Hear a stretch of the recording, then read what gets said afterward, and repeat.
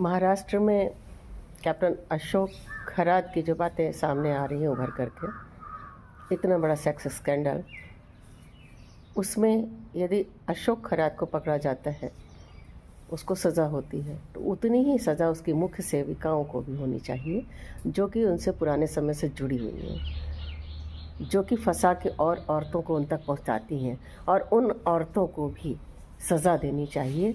उनको जो है पीड़ित नहीं मानना चाहिए, पीड़िता नहीं मानना चाहिए, क्योंकि सारी ही वयस्क औरतें हैं और बिना आपसी सहमति के वो वहाँ नहीं पहुँची होंगी। मुझे समझ में नहीं आता है, तमाम तरह के ऐसे स्कैंडल्स गुरुओं बाबाओं के सामने आते हैं, उसके बावजूद ये औरतें, और वो भी पढ़ी लिखी औरतें, नौकरी पेशा औरतें, उनके पास कौन सी रेमेडी के लिए जाती हैं, किस लिए जाती हैं? जो अपने आपके अंदर आत्मा के रूप में परमात्मा का अंश है, वो सब कुछ आपको गाइड कर सकने में सक्षम है। फिर गुरु आपको क्या बताएगा? ये फालतू की परंपरा है, गुरु शिष्य की परंपरा। बहुत से घरों को मैंने उजड़ते हुए देखा है। गुरु के चरणों की धूल ले रही हैं, गुरु के चरणों की अमृत पी रही हैं। अरे तुम क्या हो चुकी हो? कोई पानी से धुल के अपने पैर पिला रहा है, तुम उसको पी रही हो, और उसके बाद जाने क्या क्या कर रही हो? तुम खुद को समर्पित कर रही हो उसके सामने। फिर तुम पीड़िता कैसे हुई? पीड़ा एक दिन की होती है, पीड़िता एक दिन की होती है, पीड़िता रोज़ रोज़ की पीड़िता नहीं होती है। तुम्हारी सहमति से तुम्हारी जो है तुम्हारे साथ उसने जो भी किया,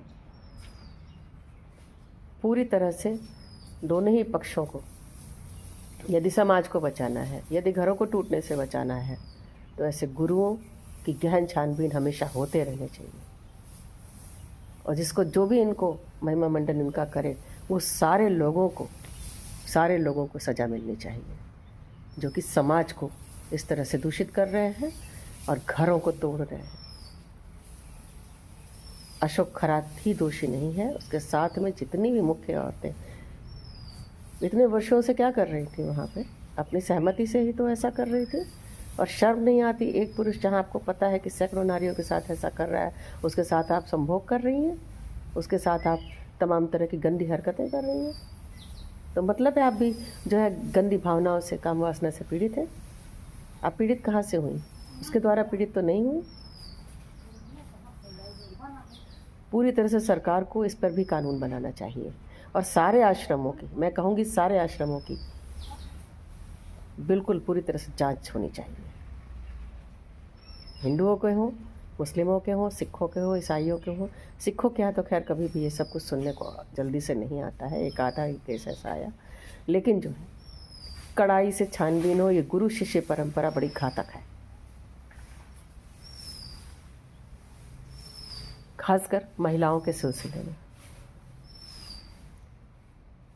आप कैसे फंस सकती हैं? आज खुला राज, कोई आपको फंसा के कैसे बार बार आपके साथ सेक्स कर सकता है? नहीं कर सकता है। मरना ही है, एक दिन मर जाओ। हाँ, आपकी अपनी सहमति है तो आप बेचारी मत बनो, उसको आप मान लो कि मेरी सहमति से सब कुछ हुआ है। एक आदमी पे दोष लगा करके अपने को पाक साफ का कर देना, ये बहुत ही गलत बात है। किसी के चरणों में इस तरह से समर्पित हो जाना, ये कौन सा वहाँ पे कौन सी भक्ति चल रही थी, कौन सी आराधना चल रही थी जो आपकी आंखें मुदी हुई थी? और ये बार बार हो रहा है, एक बार नहीं हो रहा है, बार बार हो रहा है। और जिसको ये अच्छा लगता है वही ऐसे तथाकथित गुरुओं और महात्माओं और स्वकथित तमाम तरह के जो होते हैं साधु महात्मा, उनके चंगुल में फंसने जाता है, उनका आशीर्वाद लेने जाता है। परमात्मा को ध्यान करो अपने घर के कोने में। जब पता चल चुका है कि ये कलयुग चल रहा है और कोई असली साधु संत महात्मा नहीं है, तो फिर वहाँ जाने की आवश्यकता ही क्या है? खासकर नारियों को जाने की आवश्यकता क्या है? प्रवचन सुनना है, टीवी पे सुनिए, सम्मोहन की विद्या होती है, लेकिन किसी भी तरह से आपको जो है पाक साफ नहीं किया जा सकता कि आप बेचारी हैं। बेचारी आप कतई नहीं हैं, आप जानबूझ के ऐसे ऐसे व्यक्तियों के चंगुल में फंसती हैं, और जब फंसती हैं तो उसके लिए बेचारी मत बनिए, उसके लिए आप भी दंड का भागीदार बनिए। जय हिंद। मैथिली से वसुधा फाउंडेशन।